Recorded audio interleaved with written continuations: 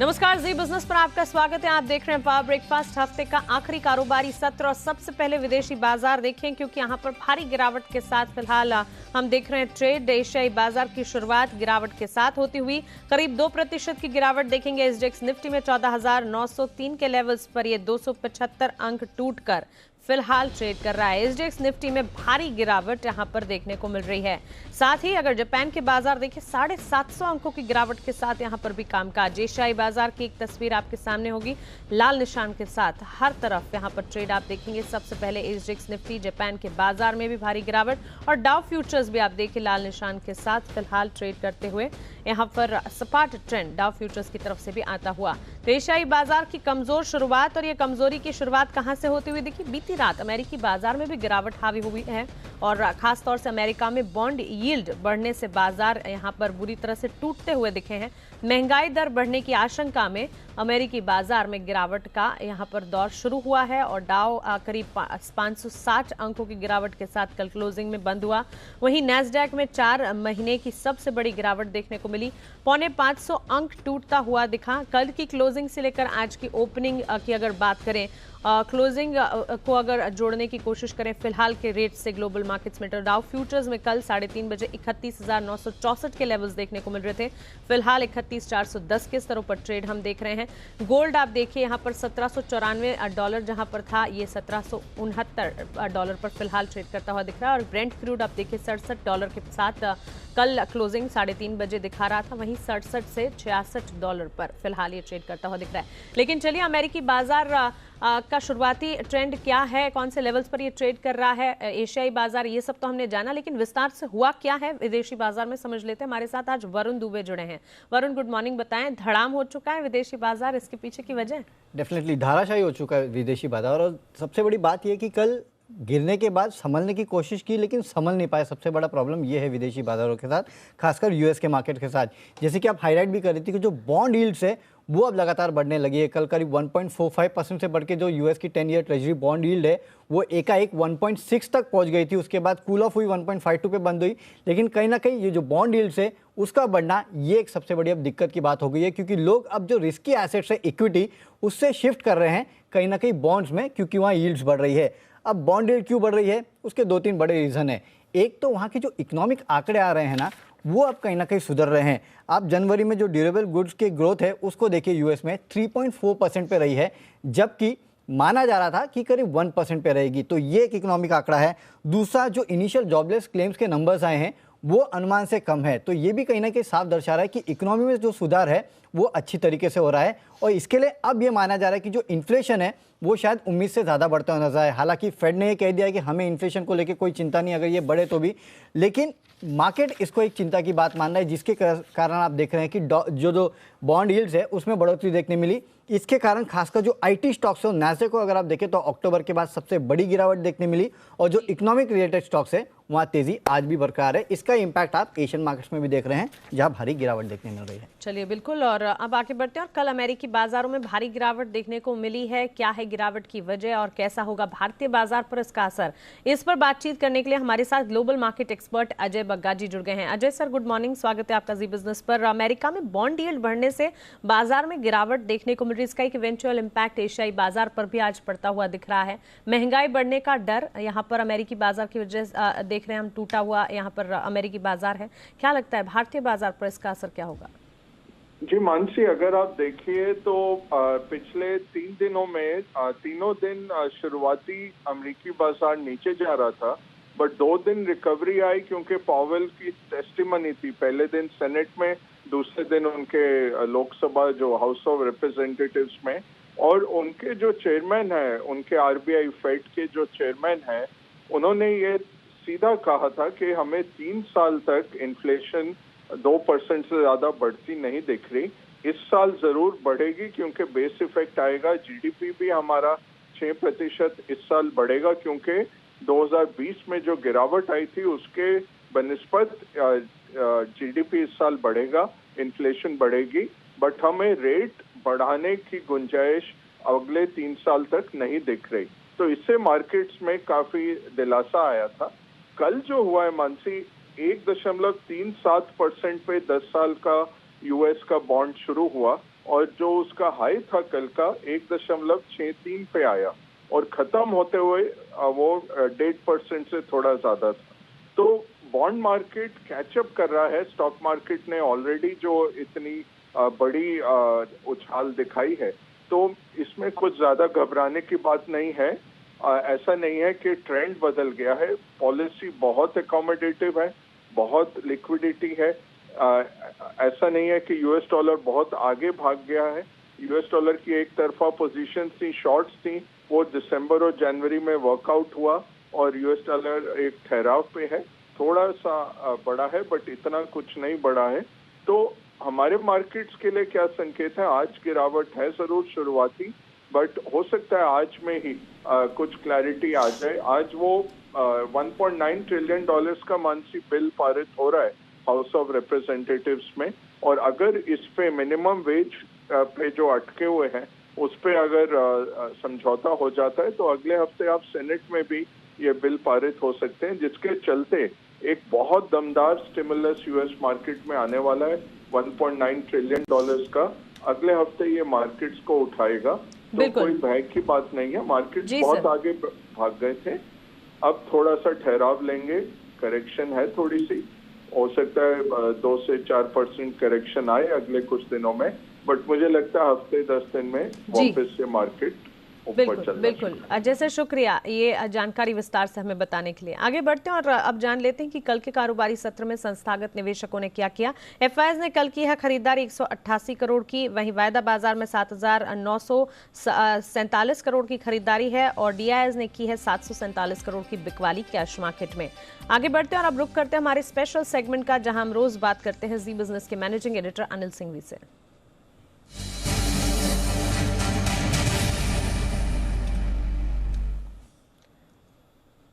Anil sir good morning. भारी गिरावट के साथ एशियाई बाजार की शुरुआत हो रही है, कैसे समझे इसे और भारतीय बाजार के लिए ट्रेंड कैसा होगा?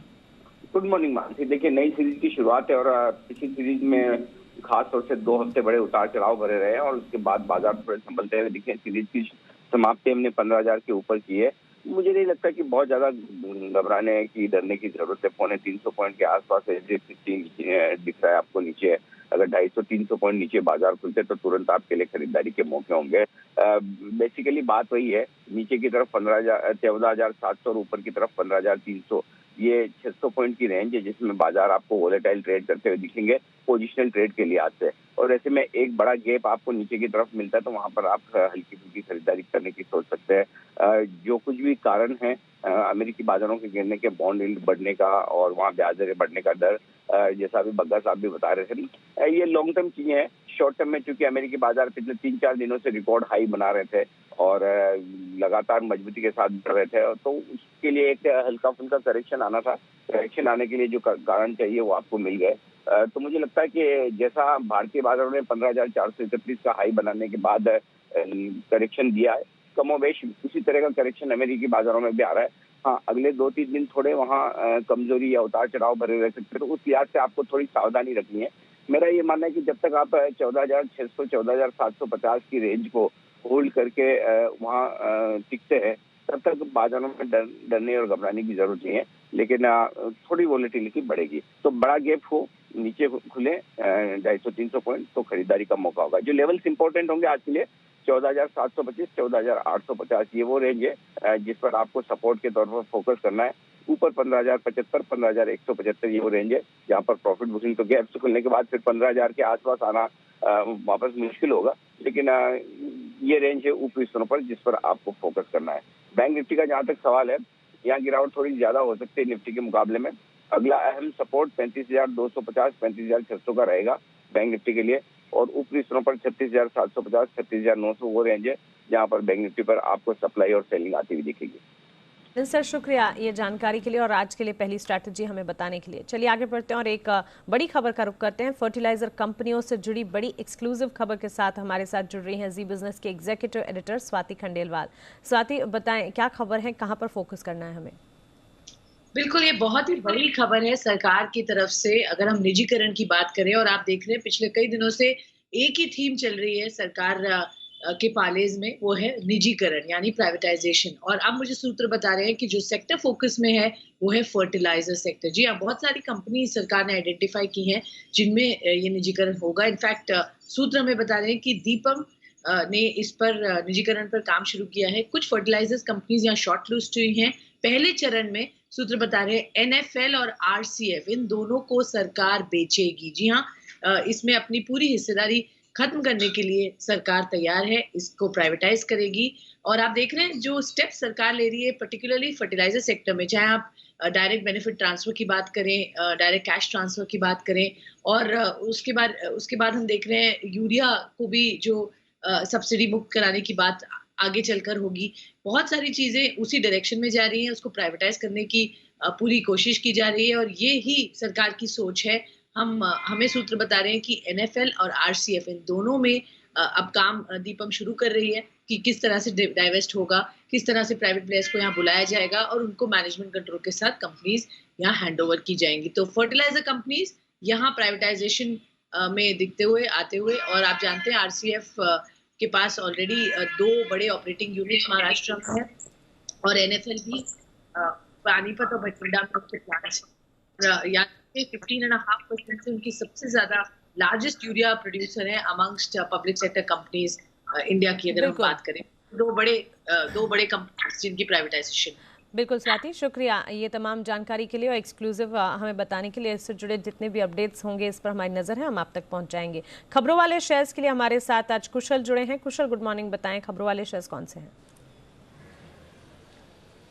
Good morning Mansi. अब देखिए आज से जो है मार्च की एक्सपायरी शुरू होगी और यहाँ पर 16 F&O स्टॉक्स जो हैं वो जुड़ते हुए नजर आएंगे, जिसमें चुनिंदा नाम है Gujarat gas, Alembic pharma, Granules India, Deepak nitrite, IRCTC जैसे शेयर। इनफैक्ट MSCI की जो रीबैलेंसिंग है वो आज की क्लोजिंग से इफेक्टिव होती हुई दिखेगी, जहां पर भारतीय एयरटेल में सबसे ज्यादा बाइंग पॉसिबल है, करीब 3430 करोड़ के इन्फ्लो आने की उम्मीद है। इसके साथ साथ रेलटेल का जो IPO आया था वो अब लिस्ट होती हुई नजर आएगी। कंपनी आज के दिन में प्राइस बैंड 93 से 94 रुपए प्रति शेयर रखा गया है। Q3 के GDP आंकड़े भी आएंगे, साथ ही L&T फाइनेंस होल्डिंग्स के राइट्स इश्यू शेयर्स जो है वो भी लिस्ट होते हुए दिखेंगे। हिंदुस्तान एरोनॉटिक्स लिमिटेड दूसरे अंतरिम डिविडेंड पर आज बोर्ड बैठक करने वाला है। इसके अलावा कैश पेस से ABB पावर प्रोडक्ट्स के नंबर्स आते हुए दिखेंगे। हेरनबा IPO का फाइनल अपडेट भी आ गया है, करीब 83 गुना यह बढ़ता हुआ दिखा है, जिसमें रिटेल निवेशक जो है करीब 12 गुना IPO में सब्सक्राइब करते हुए नजर आए हैं। यही नहीं, वेस्यूवेस इंडिया के भी नंबर्स आए थे कल पोस्ट मार्केट। नंबर्स कमजोर साइड पर देखने को मिले हैं, मार्जिन 13.3% से घटकर 10.6%, साथ ही मुनाफे में भी 28% की गिरावट के साथ 16 करोड़ पर आंकड़ा आया है और 7 रुपए प्रति शेयर का डिविडेंड का भी ऐलान किया है। बैंक ऑफ बड़ौदा यहां पर QIP के जरिए 4500 करोड़ रुपए जुटाने की मंजूरी मिल गई है और कल जो है ये QIP लॉन्च किया गया था। फ्लोर प्राइस 85.98 पर शेयर पर तय किया गया है, इस पर 5% डिस्काउंट मिलने की भी संभावना है और QIP के इश्यू प्राइस पर 2 मार्च को बोर्ड बैठक होने वाली है। UPL यहाँ पर जो फायर विस्फोट हुआ था, कंपनी की आय पर कोई भी असर नहीं होगा, ऐसा उन्होंने अपडेट किया है और प्लांट पर नुकसान का जायजा लिया जा रहा है और कंपनी के पास पर्याप्त इंश्योरेंस है। IB हाउसिंग $150 मिलियन की FCCB जो फॉरेन करेंसी कन्वर्टेबल बॉन्ड्स है उस पर मंजूरी मिल गई है और जो इनिशियल कन्वर्जन प्राइस है 242 रुपए प्रति शेयर तय किया गया है। महिंद्रा लाइफ स्पेस बेंगलुरु में जो रेसिडेंशियल प्रोजेक्ट बनाने के लिए इन्होंने जो है करीब 8 एकड़ जमीन खरीदी है। FY22 से ये प्रोजेक्ट लॉन्च करने की योजना है। और अंत में RBL बैंक है, यहाँ पर इनके जो MD एंड CEO है वो प्री क्लियरेंस बेसिस पर 19 से 25 फरवरी के बीच उन्होंने करीब 14.5 लाख शेयर बेचे हैं और बेचने का जो कारण उन्होंने बताया ये पूरी तरह से पर्सनल और फैमिली रिलेटेड है। तो इसमें जो है RBL बैंक में इन्होंने ये अपडेट दिया है। वंदना भारती की कमोडिटी मार्केट्स के रिकमेंडेशन जानिए। गोल्ड में बिकवाली की राय है, 46,275 के स्टॉप लॉस के साथ 45,800 का एक टारगेट मानकर बिकवाली कीजिएगा। वहीं बेस मेटल्स में कॉपर पे भी बिकवाली 725 के स्टॉप लॉस के साथ 710 का एक टारगेट यहां पर मानकर चले। और चलिए इसी के साथ पावर ब्रेकफास्ट को हम यहीं समेटने जा रहे हैं। आगे ट्रेडर्स डायरी आपके लिए लेकर आएंगे, बने रहें।